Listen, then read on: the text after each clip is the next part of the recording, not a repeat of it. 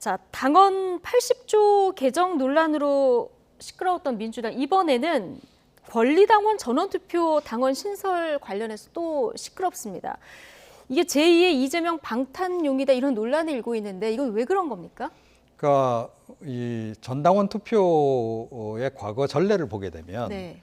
그러니까 아주 결정적일 때 이제 2번 했었죠. 그러니까 그 위성정당 만들 때. 예. 그 다음에 이제 서울시장, 부산시장 보궐선거 때 그 후보를 원래 이제 이런 경우에는 그 정당 책임주의에 따라서 후보를 내지 않기로 했는데 그걸 내기 위해서 그때 또 당원 개정을 시도를 했단 말이에요. 예. 그때 2차례 전당원 투표를 했습니다. 그런데 첫 번째 전당원 투표했을 때 한 30%를 살짝 넘겼고요. 두 번째 그 26%를 살짝 넘겼습니다. 그러니까 전당원 투표라고 얘기는 하지만 참가율이 굉장히 낮다는 거예요. 자, 그렇게 되면 어떤 일이 벌어지느냐? 일부 강성당원 또는 팬덤이 있는 일부 정치인들의 핵심 지지층들만 투표에 열심히 참여를 해서 그 사람들에 의해서 전체 이게 마치 당의 결정인 것처럼 당원들의 의지인 것처럼 이렇게 결정될 가능성이 높다라는 거예요. 전당원 투표를 했을 때 투표율이 낮은데 이게 강성 지지층은 투표를 할 가능성이 높기 때문에 비율로 따지면 많아진다. 네. 예. 예를 들어서 지금 이재명 의원이 지금 최근엔 당심을 확실히 얻고 있잖아요. 예. 그래서 압도적으로 지금 당선될 가능성이 높은데 자, 그 당심이 존재하는 상태에서 또 이재명 의원 같은 경우에는 팬덤도 상당히 있단 말이에요. 그러면 열성 지지 당원들이 적잖이 있다라는 얘기입니다. 예. 자, 그러면 그 사람들이 똘똘 뭉쳐서 향후에 뭐 이제 더불어민주당의 주요한 결정을 내리는 과정에서 전당원 투표를 한다 했을 때 대부분 그분들이 적극적으로 참여할 가능성이 높지 않겠어요? 예. 자, 그러면 그분들만 모여서 투표하면 아마 이번 전당대회 결과보다 더 심하게 80%, 90% 압도적인 지지로 결정이 날 가능성도 높아요. 자, 그걸 바로 우려하는 겁니다. 예. 그랬을 경우에 이게 결국은 당내 독재를 가능하게 하는 그런 이제 우려되는 지점이 있다. 그 얘기를 지금 이번 당원 개정에 반대하시는 분들이 지적을 하는 거고, 저도 개인적으로 그 부분은 좀 우려가 되는 바가 예. 있습니다. 그러니까 과거 전당원 투표의 전례에 비춰볼 때. 기존의 최고 의사결정기구는 전국 대의원 대회 의결인 거죠. 근데 네. 이것보다 앞서서 권리당원 전원투표를 먼저 우선순위한다. 이렇게 지금 당원 하나를 신설하겠다. 자, 이런 움직임도 어떻게 보십니까? 그러니까 지금 이제 이종훈 평론가 말씀처럼 전례를 보면 그런 위험성이 존재하고 있다 이렇게 지적을 할 수 있어요. 근데 논리적으로 따지면 지금 이 최고 의사결정기구를 권리당원 전체 투표를 하는 것은 문제는 없어요. 마치 이런 거예요. 직접 선거를 할 거냐 간접 선거를 할 거냐 그렇죠. 그런 거잖아요. 최고 의사결정기구는 모든 사람이 참여해서 하는 게 제일 좋은 거죠, 사실은. 근데 그게 이제 현실에 가서 투표를 하다 보면 아무래도 이제 집중적으로 관심 많은 분들이 많이 참여하다 보니까 의견이 이제 한쪽으로 치우칠 수 있다 이런 우려는 있을 수 있지만 원칙이나 논리적으로 본다고 하면 이건 전혀 문제가 없다고 저는 생각해요. 그러니까 권리당원 전체 투표가 사실은 최고 의사결정기구가 돼야 되는 게 맞는 거죠. 왜냐하면 대의원들은 그분들을 대신해서 대표가 돼서 투표를 하는 거잖아요. 예. 그게 정말 권리당원 전원의 의견이 다 포함되어 있냐 이렇게 보기도 어려움이 있고 대의원들 중에는 아무래도 계파색이 있을 수밖에 없어요. 국회의원들하고 시도 그 지사들 이런 분들이 들어가 있거든요. 한 60여 명 정도 되는데 이분들이 과연 그러면 권리당원들의 의견을 100% 반영할 수 있는 대표성을 갖고 있느냐의 문제도 또 있는 거예요. 그래서 이번에 바꾼다고 이 결정을 한 건데 그러니까 이제 이렇게 해야 되겠죠. 권리당원 전원 투표를 하는 것이 저는 맞다고 보지만 이것이 가져올 수 있는 여러 가지 부작용이 있다면 이 부분을 보완할 수 있는 장치들을 마련할 필요가 있다. 예컨대 정말 충분히 대표성을 가질 수 있는 사람들이 참여할 수 있는 방안들을 만들고 그걸 통해서 이게 그 대표성이 보장될 수 있는 방안들을 좀 보완해서 이 문제를 추진해 간다면 저는 큰 문제는 없다고 생각해요. 예. 왜냐하면 대의원 대회가 당의 최고 의사결정기구가 됐을 때 그것도 사실은 계파에 의해서 영향을 받을 수 있는 위험성은 충분히 있는 거거든요. 그런 부분에 대한 보완으로 제시를 한 건데 이것이 가져올 수 있는 여러 가지 부작용도 함께 좀 보완하는 장치가 필요하다고 봅니다. 예. 자, 지금 민주당 지도부는 특정 후보를 위한 것 아니다 이렇게 선을 긋고 있는데요. 또 다른 당권 주자죠. 박용진 후보는 소수의 강성 지지층에 당이 휘둘릴 수 있다 이런 우려를 강하게 드러냈습니다. 호남에 기반한 신당 출연 가능성에 대한 언급도 있었는데 함께 듣고 오시겠습니다. 저는 민주당이 아닌 개딸 정당 될까 봐 무서워요. 이게 청원제도, 전당원 투표 이게 되면 1년 내내 당이 시끄럽고 또 한쪽이 독식한 지도부가 여기에 결합이 되면 그냥 강성 목소리와 편협한 주장 이런 것들 때문에 당이 민심과 점점 더 멀어지는, 민주당이 오히려 민심과 고립된 성에 갇히는 결과가 나올까봐 걱정스러운데요. 이러다가 2016년 국민의당 창당 때처럼 호남신당이 따로 나올 수 있는 거 아니야? 이런 관측들도 나오던데 그건 어떻게 보세요? 실제 호남 쪽에서 그런 우려와 지적들을 많이 받아요. 그래서 민주당이 만일에 신생정당 나오면 그 완전히 팽당할 거야, 이런 그 우려들도 많이 하시더라고요. 네. 자, 개딸, 그러니까 이재명 후보를 지지하는 개혁의 딸 정당이 될까 무섭다 이렇게 우려를 표명하는 얘기를 듣고 왔습니다. 우상호 비대위원장은 권리당 수를 고려하면 기우다는 입장, 앞서 최준범 교수님께서도 관련해서 두 분 다 이 입장을 얘기를 해주셨고 마지막에 나온 부분 좀 다뤄보겠습니다. 자, 이러다가 국민의당 창당 때처럼 호남신당이 따로 나올 수 있는 거 아니냐 이런 관측들이 나온다. 자, 앵커의 질문이 이거였고요. 여기에 대해서 실제 호남 쪽에서 그런 우려와 지적들이 많이 나온다라고 박용진 후보가 좀 얘기를 했거든요. 혹시 이 총선 앞두고 신당 창당 가능성 있을까요? 그러니까 저는 좀 약간 호남 민심이 이 불만이라고 하는 것이 계속 좀 고조가 돼서 네. 거의 임계치에 도달한 상황이 아닌가 이런 생각을 할 때가 많아요. 그러니까 예를 들어서 지난 지방선거 때 호남 쪽의 투표율이 이례적으로 굉장히 낮았습니다. 왜 낮았느냐? 공천 갈등이 엄청나게 심했어요. 그래서 무소속으로 나와서 당선된 분들도 나왔단 말이에요. 예. 자, 왜 이런 일이 벌어졌냐 하면 호남에서는 그 민주당 지역당 그 지도부를 장악하고 있는 사람들이 어떤 생각을 하냐면 내가 누군가를 이렇게 꼽기만 하면 그 사람 무조건 당선돼. 이런 인식이 팽배해 있어요. 그러다 보니까 공천 관련한 잡음이 굉장히 많습니다. 자, 그런데 그거 그냥 그대로 강행을 계속 한다는 거죠, 민주당이. 또 중앙당도 그 부분에 대해서 함부로 뭐라 얘기를 못 해요. 왜? 중앙당에 있는 사람들이 이야기했다가 혹시 호남 쪽으로부터 공격을 당하면 자기 정치적 기반 자체가 흔들릴 수 있기 때문에 더불어민주당의 중앙 지도부에 있는 사람들도 이 호남 지역당 건드리는 걸 굉장히 두려워합니다. 네. 자, 이런 상황이라는 거죠. 자, 이제 이런 것이 해결이 안 된다라고 했을 때 앞으로 아마 무소속으로 출마하는 사람들은 점점 더 많아질 거고 무소속으로 나가서 당선되는 사람들도 많아질 겁니다. 자, 그런데 이미 한 차례 지난 지방선거 때 그런 과정을 거쳤는데 무소속 출마하는 사람들이 일종의 무소속 연대 같은 걸 만들면 그게 일종의 호남신당 효과를 낼 수가 있는 거예요. 예. 그런데 그럴 가능성이 제가 보건대는 지금 굉장히 높아지고 있는 상황이다. 이거는 높아지고 있다. 민주당이 예. 굉장히 우려해야 될 대목입니다. 근데 제가 보건대는 그 부분에 대해서 그렇게까지 절박하게 과연 위기감을 느끼고 있는지 잘 모르겠어요. 예, 같은 의견이십니까? 일단 공천 문제에 있어서 민주당이 지방선거 과정에서 분명히 잘못한 부분이 있어요. 그거는 뭐 호남뿐만 아니라 그거는 바로 잡아야 됩니다. 시스템 공천을 해야 되는데 지금 현재 그러니까 뭐 그 전에 지방선거 당시에 공천을 담당했던 지도부는 책임을 통감해야 한다고 저는 생각해요. 네. 다만 이제 신당 창당과 관련해서는 지금 말씀하신 무소속이 연대를 하면 신당이라는 의미는 아니지만 무소속 연대가 될 수 있다는 말씀을 하셨는데 만약에 호남의 예전의 국민의당처럼 그렇게 신당을 창당하기는 아직은 세력이 약하다고 저는 생각해요. 일단 첫째는 신당을 만들려면 누군가 지도자가 있어야 돼요. 변수는 이낙연 전 대표입니다. 이낙연 전 대표가 만약에 한국에 들어오시고 만약 총선 전에 들어오실 네. 가능성이 있고요. 그분을 중심으로 해서 당내 지금 반 이재명계로 불리는 분들이 힘을 합쳐가지고 하나의 어떤 그 결속 정치 결사체를 만드는 과정이 이루어지면 그건 가능성이 있다고 봐요. 그러니까 그거는 이낙연 전 대표가 한국에 들어오는 시점과 연계돼 있고 그 시점을 중심으로 해서 예전에 이제 이낙연 전 대표를 지지하고 밀었던 분들 예. 이런 분들을 중심으로 당이 만들어질 가능성을 배제할 수는 없습니다. 그것도 이제 공천과 연관돼 있죠. 사실은 예. 민주당에서 공천이 탈락한 분들 중에 만약에 이낙연계로 불리는 분들이 있다고 하면 그분들 입장에서는 다시 힘을 합쳐서 새로운 정당을 만들려는 노력을 하시겠죠. 근데 문제는 과연 그분들이 그러면 호남의 지지를 얻어낼 거냐 하는 부분은 아직은 모르는 상태라고 저는 생각해요. 예. 어떤 분이 가느냐 또 어떤 기치를 가지고 나오느냐에 따라서 호남의 선택을 받을 수도 있고 안 받을 수도 있다고 저는 보거든요.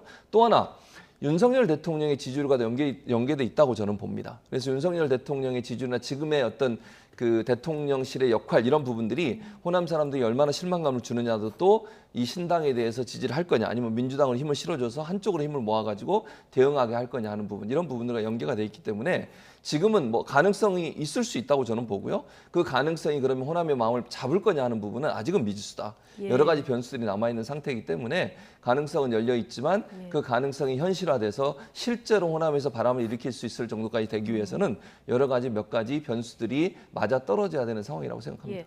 국민의힘도 지금 좀 갈라질 조짐이 보이기 때문에 2년 뒤 총선이 어떤 구도에서 치러질지 상당히 관심인데요.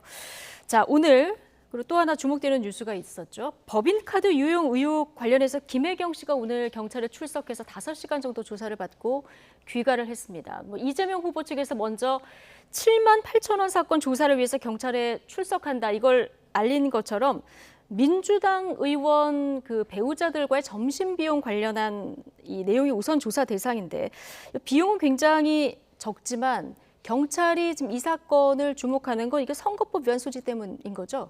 네, 이 사안만 보면 그렇습니다. 네. 그런데 전체적으로 보면 결국은 이제 공금을 얼마나 유용했는가 이게 이제 핵심인 거죠. 예.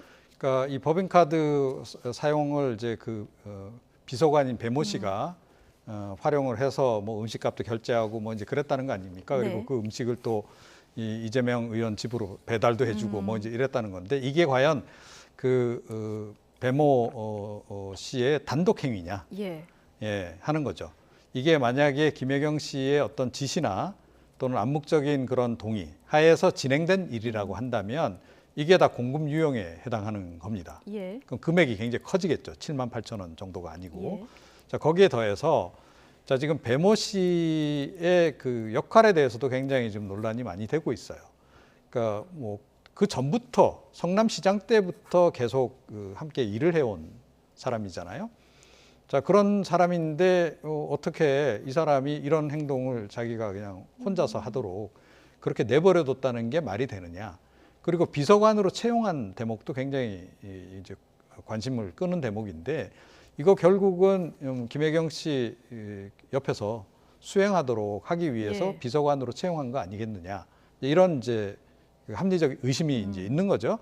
자, 그렇게 보면 이 배모 씨에 지급된 비서관 급여 부분도 다 공금 유용이 되는 겁니다. 예. 그러니까 공적인 일을 하지 않고 사적인 일에 동원이 됐기 때문에 자, 그래서 이게 지금 뭐 이재명 의원 측에서는 7만 8천 원 그것만 문제고 그것만 해명을 하면 된다. 김혜경 씨는 그때 결제하는 사실을 몰랐다. 그걸 지시한 적도 없다. 이렇게 이야기를 하고 있는 건데 경찰이 보는 관점은 조금 차이가 있어요. 그동안에 이제 수사 내용을 보더라도 그렇고 그러니까 법인카드 결제된 그 장소까지 다 가서 확인했다는 거 아니겠습니까? 예. 그리고 이제 이 정황이라고 하는 것들도 꽤 있고 그래서 지금 이재명 의원이 원하는 방향으로 과연 결론이 날지 이건 좀 지켜봐야 되는 상황입니다. 예. 김혜경 씨 지시나 암묵적인 동의가 있었느냐? 우리가 많이 봤었던 10인분 초밥이라던가 아니면 소고기 구입 관련 의혹 이 조사도 지금 경찰에서 진행하고 있는데 자, 이재명 후보가 저녁에 SNS에 글을 하나 올렸습니다. 일단 아내가 사적인 도움을 받은 것에 대해서 국민께 사죄한다. 이 얘기가 있었고요. 그 뒤에 조사에서 아내가 카드를 쓴 적이 없고 카드는 배모 비서관이 쓴 사실도 확인이 됐다. 아내는 배 씨가 사비를 쓴 것으로 알았고 음식값을 주었다는 점도 밝혔다. 이렇게 강조를 했거든요. 네, 그렇죠.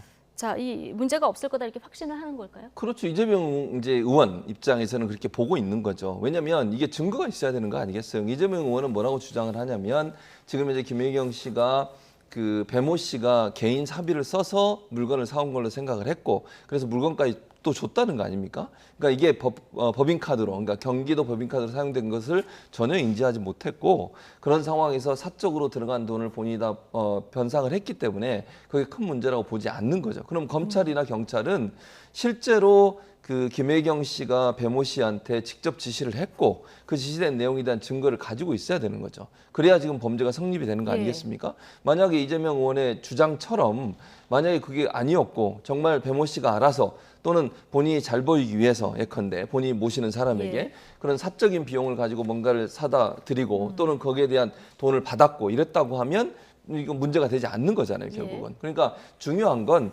얼마나 경찰이나 검찰이 증거를 갖고 있냐의 문제예요. 배모 씨가 직접 김혜경 씨의 지시를 받아서 행동에 옮겼고 그것이 법인카드를 사용하는데 김혜경 씨가 사용되는 것을 인지하고 있었다는 것을 찾아내는 예. 즉 그걸 증명할 수 있는 증거를 갖고 있어야만 처벌이 가능한 상태라고 볼 수 있거든요. 그래서 그 부분을 지금 우리는 알 수 없지만 경찰이 어느 정도 증거를 확보했는지 아니면 지금 배모 씨의 조사를 통해서 그냥 증거 없이 지금 조사가 끝난 것인지 알 수 없어서 뭐라고 말씀을 드릴 수 없지만 거기에 대한 증거가 없는 한 처벌하기가 상당히 어려운 상황이 되지 않을까 하는 생각이 듭니다. 네, 자, 우상호 비대위원장도 법인카드 의혹으로 기소될 가능성 없다 이렇게 얘기를 하긴 했는데 이 외에도 지금 뭐 대리 처방 의혹도 있고요. 그리고 변호사비 대납 의혹 같이 이재명 후보를 직접 겨냥한 수사도 좀 속도를 내고 있는 상황이라서 네. 전당대회가 뭐 이번 주면 끝나는데 그 전에 수사 결과 나왔을 때 전대에 미친 영향이 어느 정도일까요? 그러니까 이미 많이 반영이 된 상태가 아닌가 싶어요. 이미 다 반영이 됐다. 예, 그리고 어찌됐건 뭐 지금 이재명 의원을 지지하는 그 분들은 이재명 의원의 말을 그대로 믿고 있기 때문에 이거는 뭐 그냥 신념의 문제로 거의 가는 것 같아요. 그래서 이 결정 자체, 특히 결과 자체에 예. 당대표 경선 결과 자체에 영향을 미칠 가능성은 없지 않나 이렇게 생각을 합니다. 이미 반영이 됐기 때문에 네, 그렇습니다. 전당대회에 앞으로 미칠 영향은 크지 않을 것이다. 이렇게 전망을 해주셨고요. 자, 이런 가운데 민주당은 김건희 여사를 겨냥한 특별감찰관 임명과 국정조사를 촉구한 데 이어서 이번에는 김건희 특검법을 발의를 했습니다. 자, 어떤 걸 조사하자는 겁니까? 일단 세 가지예요. 주가 네. 조작 의혹 있지 않습니까? 도이치모터스 주가 조작 의혹 관련해서 조사가 제대로 안 이루어지고 있고 그다음에 이제 경력 조작 의혹이 있습니다. 본인이 직접 이제 대선 과정에 사과를 한 내용 있지 않습니까? 예. 잘 보이기 위해서 부풀렸다고 하는 부분. 이 부분을 통해서 본인이 업무 방해를 했는지, 예를 들면 대학의 업무를 방해한 적이 있는지 하는 부분은 조사 지금 진행되고 있고요. 그다음에 이제 대통령 관저 수주 관련해서 지금 수의 계약이 너무 많이 이루어지고 있었거든요. 그 수의 계약 이루어진 과정에 혹시나 김건희 씨 관련된 부분이 없나? 왜냐하면 김건희 씨가 예전에 운영하시던 회사에 협찬하고 후원했던 분들, 그분들이 이제 들어와서 그 수주를 한 경우가 있었지 않습니까? 이 부분의 연관성을 봐야 된다는 거죠. 근데 이제 민주당이 주장하는 것은 이 세 가지 사건에 대해서 수사가 제대로 이루어지지 않고 있다. 네. 그러니까 지금 오늘 뭐 김혜경 씨 출두했습니다만 경찰에 출두해서 조사받고 하는데 왜 김건희 여사는 서면조사도 안 됐다는 얘기까지 있어요 지금. 그래서 이게 제대로 왜 조사가 안 되고 있고 수사가 도이치모터스 같은 경우에는 주가 조작 관련한 모든 사람들이 재판을 받고 있거든요. 근데 김건희 여사만 지금 수사가 제대로 안 되고 있는 거 아니냐. 예. 그러니 이 부분이 대통령 부인이기 때문에 이런 혜택을 받고 있는 거 아니냐 해서 특검으로라도 이 부분을 좀 밝혀내자라고 주장하면서 특검법을 발의한 거죠. 예.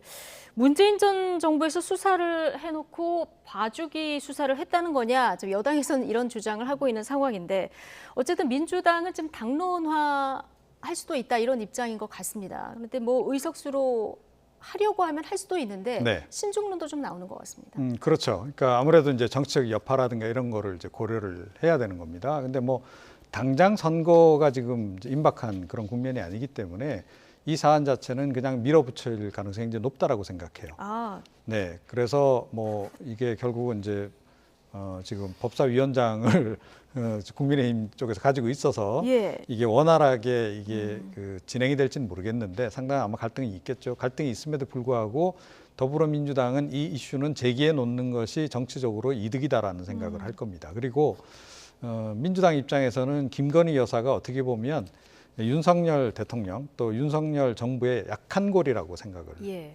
할 거예요. 그래서 이쪽을 집중적으로 또 공격을 하면 정치적인 반사적 이익도 상당할 것이다라고 지금 예. 보는 것이고 제가 보건대는 지금 이 김건희 여사가 그러니까 선거 전에 과거에 있었던 일은 오히려 문제가 안 될 거라고 봐요. 그런데 지금 대선 끝나고 나서 지금 예를 들어서 뭐 지금 대통령 관저 관련해서 여러 가지 예. 수의계약권이라든가 이런 거는 왜 저렇게 처리했는지 좀 개인적으로 납득이 안 갑니다. 사실은 굉장히 조심을 좀 했어야 될 부분인데 예. 저런 것을 일부러라도 피했어야 될 상황을 일부러 좀 결과적으로 만들어낸 격이 돼버려서 이 사안 자체가 오히려 좀 더 뜨겁고 더 민심에 미칠 영향이 크지 않을까 이렇게 생각을 예. 합니다.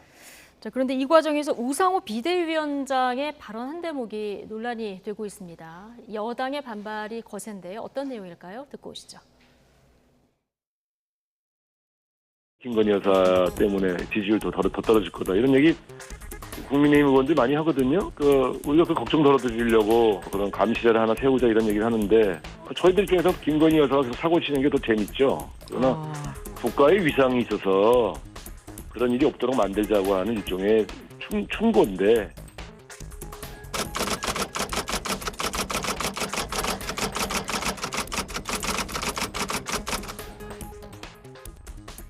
뭐 특별감찰관 임명해야 된다 이런 취지에서 얘기를 하긴 한 것 같은데요. 김건희 여사가 계속 사고 치는 게 우리 입장에서 재밌다.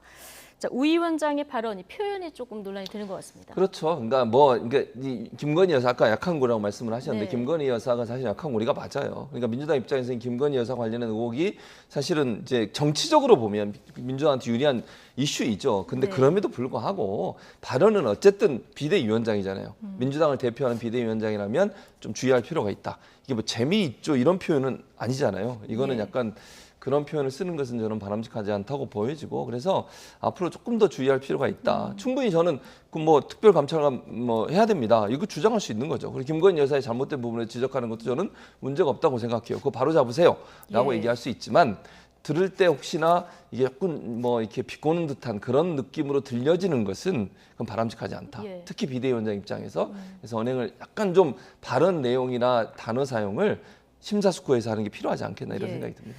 앞서 민주당이 가장 약한 고리를 공격하는 거, 이 정치적인 어떤 이익을 반사 이익을 염두에 두는 것이다 이렇게 분석을 해주셨는데, 근데 이거 너무 지나치게 공격을 하면 또 역풍 불 우려도 있지 않겠습니까? 그렇죠. 그리고 아마 그렇게까지 갈 것 같지는 않아요. 그러니까 아마 이 이슈를 가능한 한 길게 가져가고 싶을 겁니다, 민주당은. 예. 그래서 다음번 총선 때도 좀 활용하고 싶은 그런 마음이 충분히 있을 거고요. 자, 그래서 사실은 이제 그 속내는 김건희 여사 관련한 의혹들이 더 불거지기를 바라겠죠. 이제 그게 은연중에 저런 표현으로 그냥 나온 거라고 저는 이제 보여지는데 굉장히 잘못된 표현을 좀 한 거죠. 설령 속마음은 그렇더라도 그걸 겉으로 표출해서는 안 되는 그런 이제 말을 좀 한 건데요. 어찌됐건 김건희 여사는 향후에도 지금 계속 주의를 하시지 않으면 계속 지금 그 야당의 공격 대상이 될 가능성이 굉장히 높다 이렇게 생각을 합니다. 네.